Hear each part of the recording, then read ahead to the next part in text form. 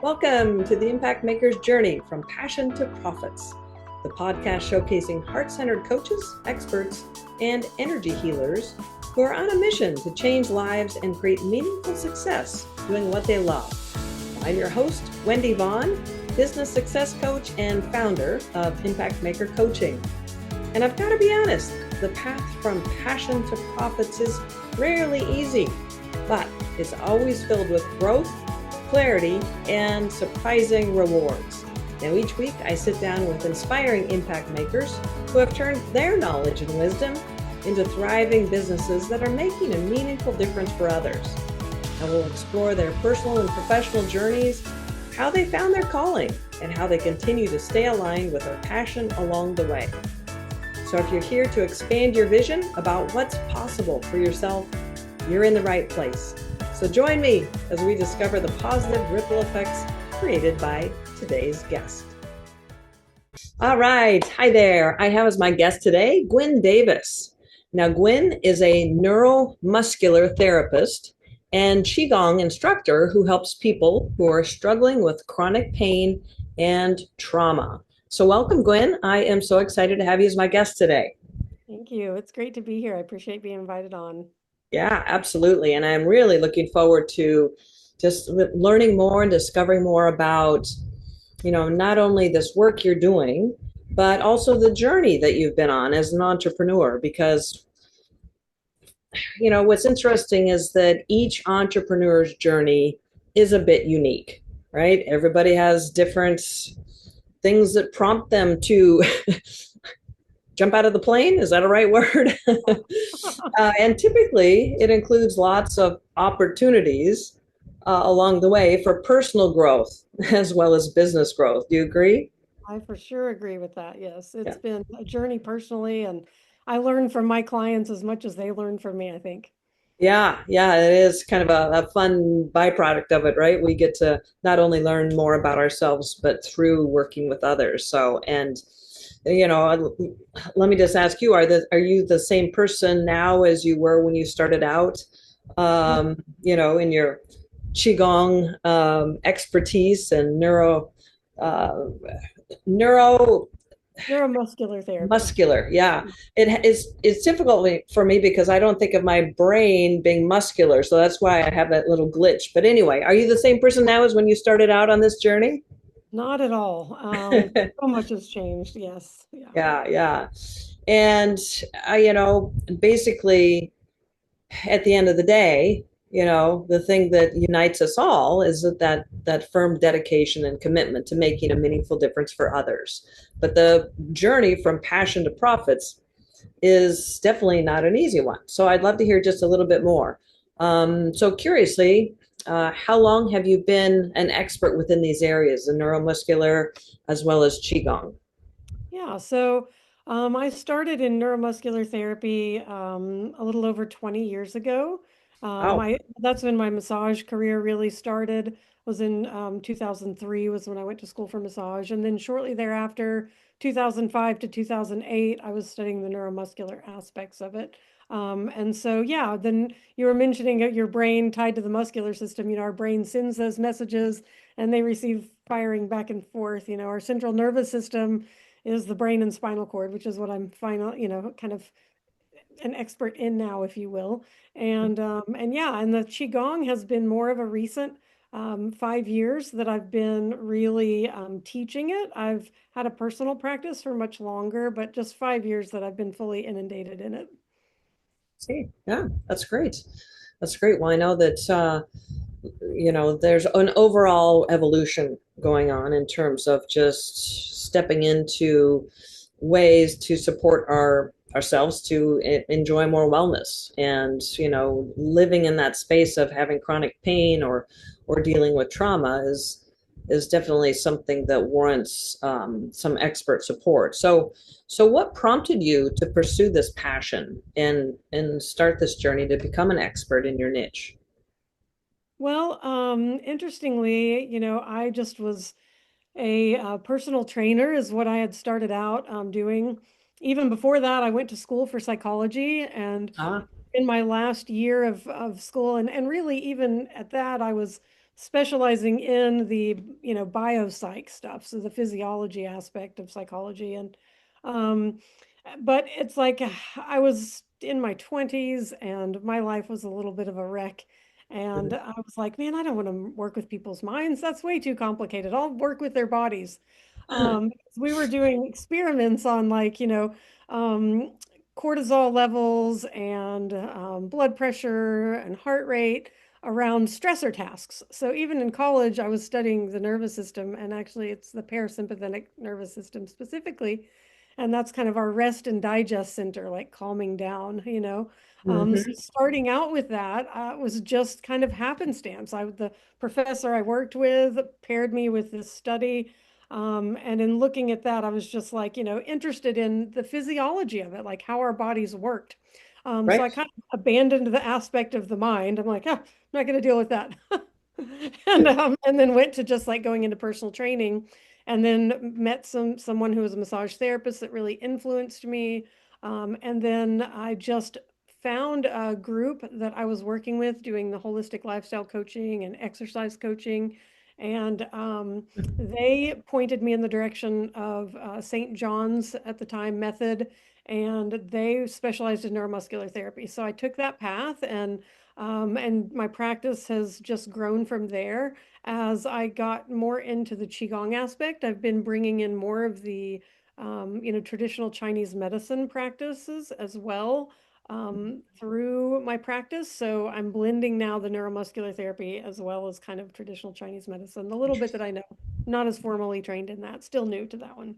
Right, right. But it's obviously it's been around for a long time. So Very long time. it's not Yes. like it's Yeah. something fresh off fresh out of Right. the lab or something. It's been, for ages. It's ancient in terms of the effect and the impact that it has. So yeah, no, that's really exciting. And I love hearing how instead of going up against a wall and just like, okay, well, we're just going to figure this out. I know that I'm not really enjoying this, working with the brain aspect of things, but that's what I was meant, it's the path I went down. So I'm going to keep going. Instead, you like, well, I think I'm going to go over here because I'm actually having more fun. Mhm. This is more interesting.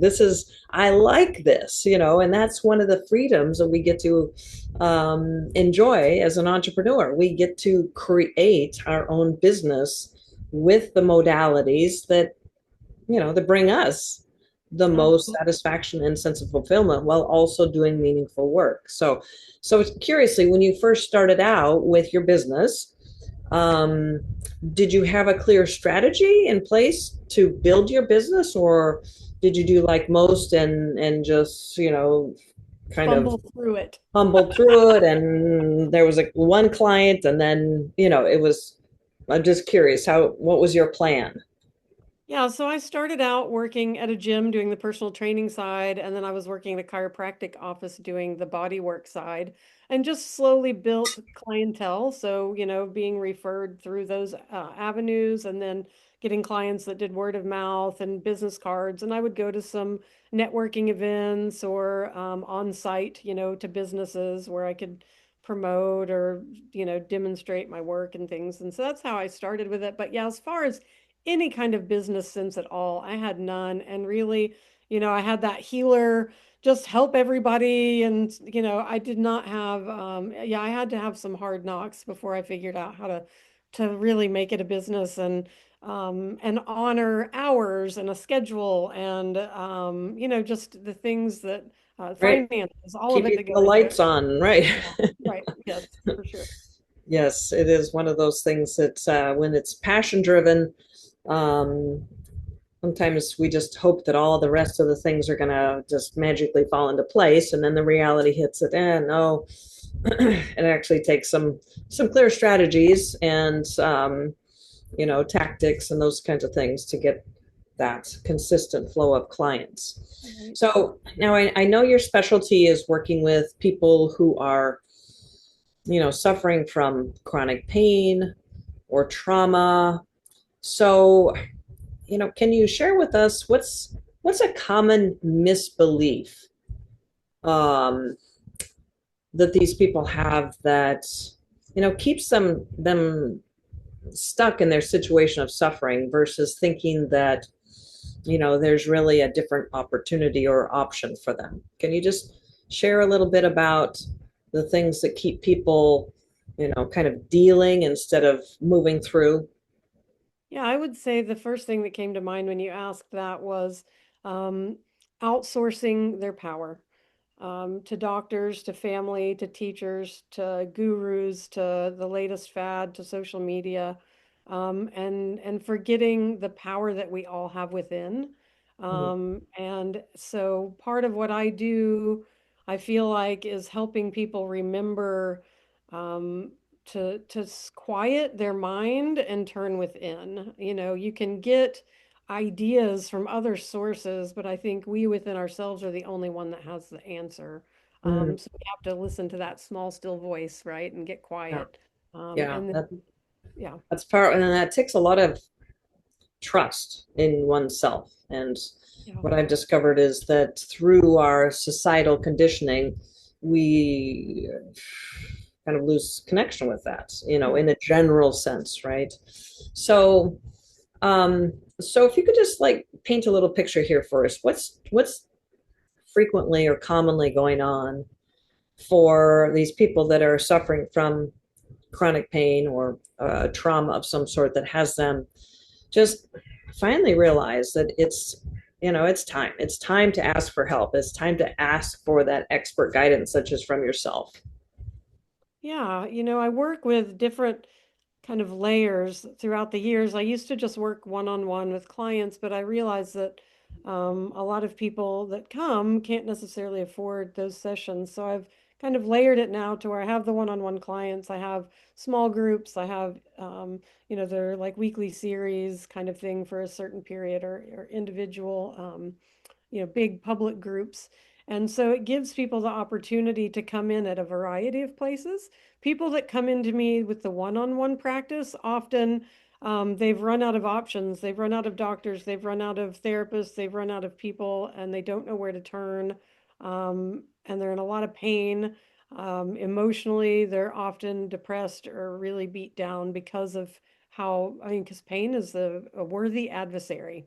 And so that's kind of the way that they come in. Often people that come into my groups or the community events, like public things, um, they may or may not be at that level yet. They may just be wanting to tap put their toe in, or they may not have any idea what I do from the neuromuscular, but they've seen the Qigong through an event or something, and they're just interested in some kind of a mindfulness practice. And so they come in just wanting maybe some coping skills or a way to get quiet or develop their own power within.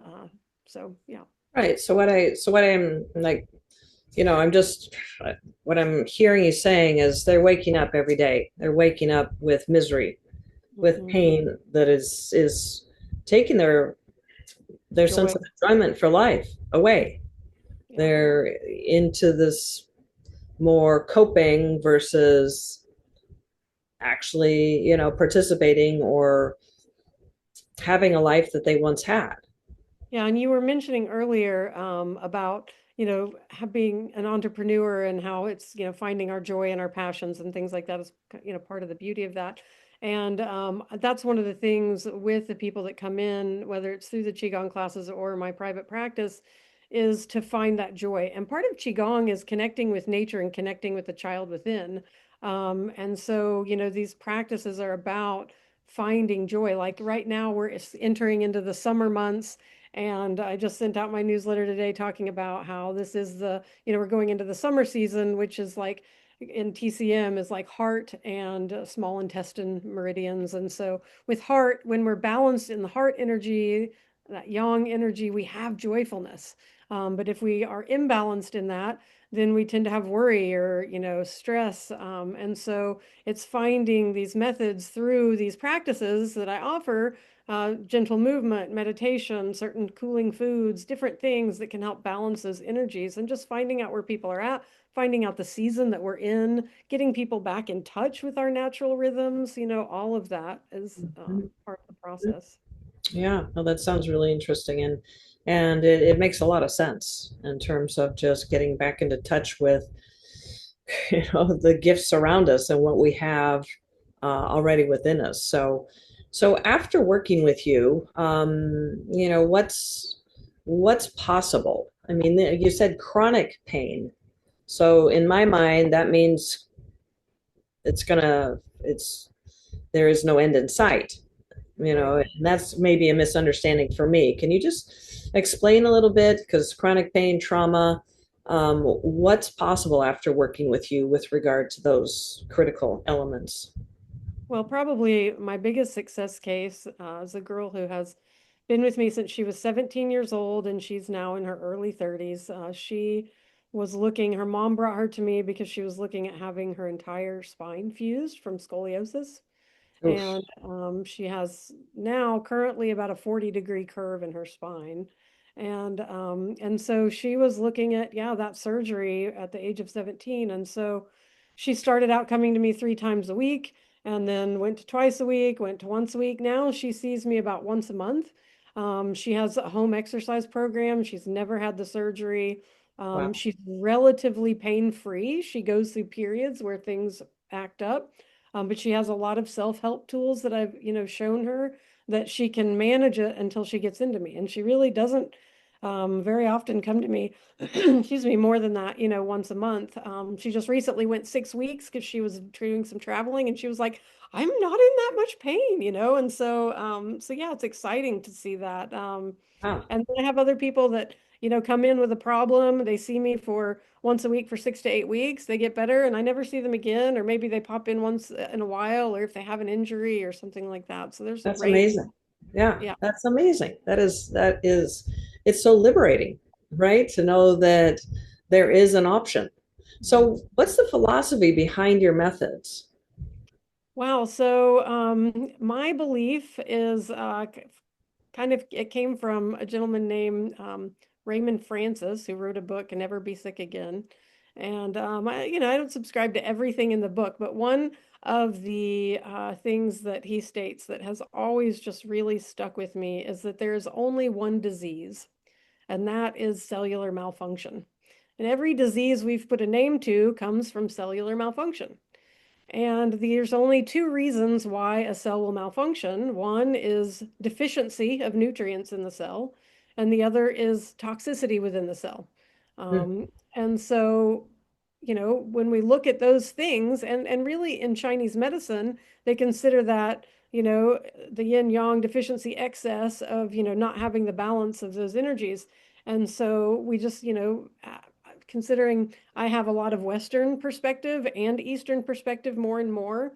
As I kind of look at both of those components and really start kind of looking at what's going on with people in their movement practice, their nutrition practice, their thinking, their connection. Do they have a sense of connection to their community or to God or whatever their source, that their belief is in that? I mean, I honor everyone's choice, but I think we do need to have some connection to something bigger, have a connection to the earth, have a connection to our community. So I kind of look at all of those things within someone, and then empower them to, hey, you know, it's kind of a formula, right? And we look at these things that there's really, I call it the 7 keys to vitality. And it's about our thoughts, our breath, our nutrition, our hydration, our movement, our sleep, and our sense of connection. And so we look at the balance between those things. Where's the deficiency? Where's the toxicity? We balance them out in each of those areas. And they'd feel better, And we all have areas that we're super strong in coming into it, and that we're like, so, and then others are like, yeah, I'm not going to talk about that one. And so we're just trying to look at those things and shed light on that to give people tools. Yeah. Yeah, that kind of awareness that's huge right there because we normally just kind of go about what we know and what we've maybe always done or others have modeled for us, and we don't really think in terms of those individual segments or sectors. So, yeah, that awareness is a huge starting place, and then going from there and improving each is phenomenal. Yeah, I love that. It's very centered into a scientific sort of approach, right? We're going to measure, quantify, and make adjustments, enhance. So yeah, that brings in the, more of your your analytical side in addition to the spiritual. So yeah, I love it. And obviously, Gwen, you're very passionate about doing this work. I'd love to hear your secret, because what I've seen over and over the course of the 7+ years that I've been coaching other coaches and energy workers is that frequently the frustrations and challenges of building a business plus the inconsistent results tend to dampen that original passion and vision for making that meaningful difference, which is of course why I love being a business success coach, is because I get to help people to rise above that. Because basically I know that without a shadow of a doubt, with the right strategy, every coach and energy worker with that kind of dedication, if you will, to making that type of meaningful difference can absolutely have a thriving business. And, one of the things that, I guess has always been kind of the wind beneath my wings is just having a bigger vision of the impact that we're making, because it really is a ripple effect. So curiously, what's your secret to refueling your passion for serving people who are struggling through these, dire situations, chronic pain, trauma? They're really at a low point in their life. Oh, um, I have, I guess, a couple of secrets. One is managing those 7 keys to vitality that I mentioned, is looking at those within myself. Walking And your talk, right? yeah, right, absolutely. And so I have a daily movement practice that looks different on different days. But movement meditation for me is where I can get creative streaks. Like I may be really into my body and really into my movement, and then just something will pop into my head of, oh, that's an inspirational idea. And so it gives me this new stream of creativity to follow up on. And then other things, it's like I take once or twice a year a solitary retreat. Mm. So I'm leaving actually in about a week to just go to a place that's, no TV, no phones. I'll have my laptop there because they have a library with Wi-Fi that I'll go to and work on some creative projects on my computer, but not plugged into the Not world. plugged into, yeah, the social, And so yeah, I'll give myself like 3 or 4 days in the or 3 or 4 hours a day in the library down there. But then the rest of my day is spent, on hiking on their trails, just Mhm. in my own practice, in my reading and prayer. And so that is another source because, to be honest, like I work with a nonprofit center voluntary as well. So on top of my own business, I'm plugged into the community in that way. And so I can get really overworked with 12-hour days on a frequent basis. And so my movement practice and having a good social support and then retreats where I can get away and Mhm. unplug or how Mhm. I do it. Right. Yeah, no, those are all really, really wise things. And it doesn't surprise me that you're very much aware of how to keep refueling and recharging that battery, right? That fuels you to do this work. And at the end of the day, helping people, helping others to achieve those new levels of joy, happiness, financial success, creates that huge ripple effect that I believe is infinite. It just goes on and on, because if somebody shows up with a little bit more lift in their step, happiness, joy, then it's contagious. It passes on to Mhm. the next person, Yeah. and it all manifests and really does raise consciousness. One of my mentors early in my career was Mark Victor Hansen, the co-author for Chicken Soup for the Soul. Okay. Just a phenomenal person and huge visionary thinker, just an effervescent. My God, my goodness, he's just, was always just naturally buoyant. And one of the things he taught me, and I'm sure thousands of others as well, was he said, "When do you need to have just a big, hairy, audacious goal, Mm. something that fuels your passion, something that just helps you to overcome all these little barriers, these little things." And so for me, early in my career and throughout my journey, I've always had a big audacious goal, right? Something that just when I think about it, I just instantly get jazzed. Hmm. And for me as a business coach, it literally is to raise consciousness within humanity. I see how the world will and is evolving with that, which is why I'm passionate about helping healers, energy workers, and coaches like yourself to build those thriving businesses. Because as I mentioned, the work that you're doing as a heart-centered expert, as well as those others, really does create that ripple effect that is part of what is directly, in my opinion, raising consciousness Yeah. and making the world a better place. So as more and more people wake up to what's truly possible for them, instead of suffering with the chronic pain, such as the work that you do, or trauma, and they're waking up to the possibilities of happiness, joy, and abundance, that ripple effect continues infinitely. So, Yeah. so I'm going to put you on the spot, Gwyn. Do you have a big audacious goal or vision for yourself or your business that kind of gets you fueled? Yeah, oh man, it's evolved. I've had many throughout the years, I think, Yep, and it grows with I me. agree. Me too. Yeah. But currently, so in this moment, the work that I'm doing, I've moved my business at the end of last year to the nonprofit center where I serve on as the board of directors, currently as the president, but that will just be a short term. But I believe greatly in the work that we're doing as a nonprofit organization, which is very much what you mentioned as far as raising consciousness through mind, body, spirit type practices.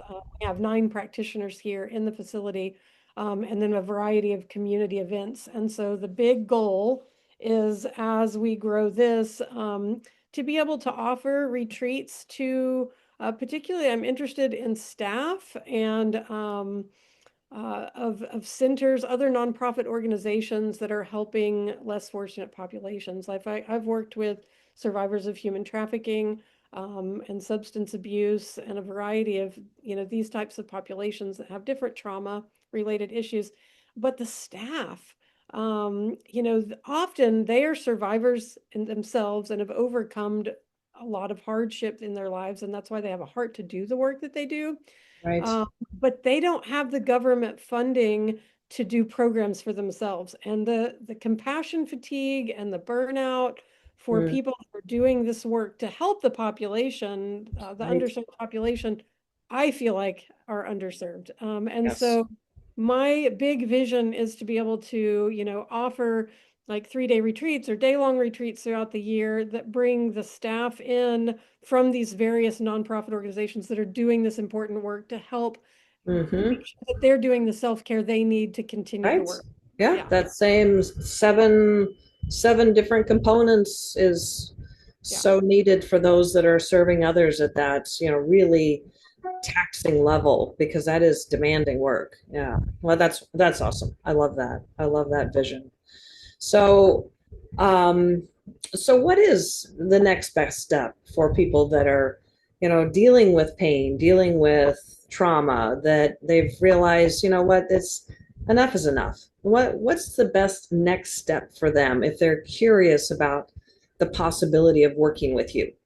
yeah. So again, I have a variety of levels that people can get involved. I'm actually offering starting July 15th, so just about a month from now, a 9-week online offering that's called the 7 Keys to Vitality. And we talk about those things and do a practice. So part of it's like lecture and questions answer, PowerPoint, but then part of it is the meditation and discussion and how can we overcome things that are struggling within this particular area.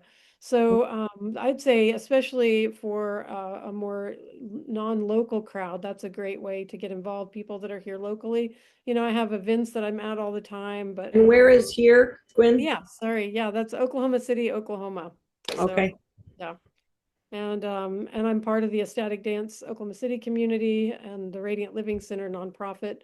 And like I said, that's where I moved my business to. And so I am an LLC working out of a nonprofit center, and we have a variety of practitioners working out of here. And yeah. Okay, And so so they just a lot can of find out practicing. this Yeah. information through your website, I'm We guessing. have a website. Okay, so look in the show notes, listeners, and you'll find the link to her website and all the various options. So, well, Gwyn, I just want to thank you so much for sharing your journey with us and expanding our view of really what's possible in terms of, you know, the ease and happiness that is truly possible for people who are unnecessarily struggling with chronic pain or trauma. So thank you so much. I really appreciate your time and the work that you're doing. Thank you. Thank you. All right. Well, the real life transformations facilitated by experts like my guest today are truly priceless. I mean, happiness, joy, peace, love, right? These are all what each of us ultimately strives for in life. But becoming a sought after and well-paid coach or energy healer is often challenging, overwhelming, and frustrating. So if you're a heart-centered coach, expert, or energy healer who's striving for more ease, flow, and abundance, well, I've created a special gift just for you. So check out the show notes. All right, well, this is Wendy Vaughn signing off. Thank you so much for tuning in, and be sure to join me for my next episode where we'll be inspired by yet another impact maker's journey.